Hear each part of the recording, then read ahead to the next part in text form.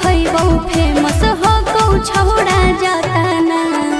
देसी खिला कुछ बाजार वाला ना रे छौड़ा, देसी खिला कुछ बाजार वाला ना।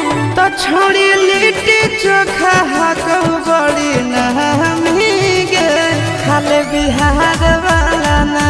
छोड़ी लिट्टी चोखा हाको बड़ी नहमी गे खाले बिहार वाला ना।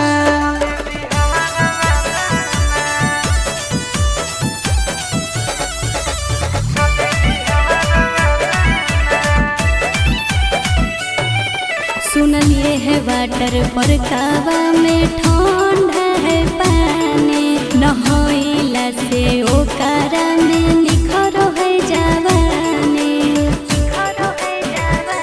तोरा पटना के गोल घर घुमाई देबोगे, मोहरिन ड्राइव के सैर कराई देबोगे।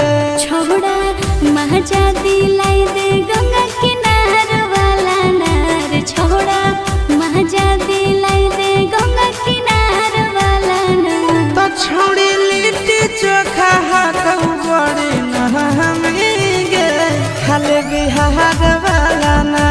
छोड़ी लिट्टी चोखा हाको बड़ी नहमी गे खाले बिहार वाला ना।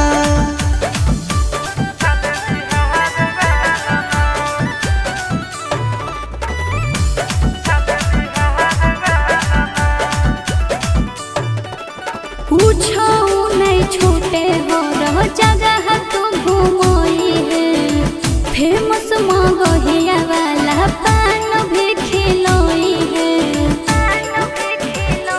तोहरा गांधी मैदान हम घुमाई देबोगे, मोन सिनेमा में फिल्म देखाई देबोगे। कौमे पूरा करी है आशीष यार वाला नार, छौड़ा कौमे पूरा करी है आशीष यार वाला नार।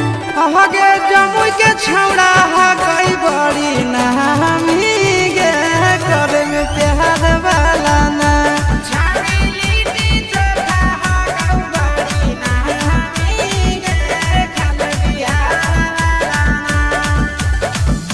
छोड़ी लिट्टी चोखा हाको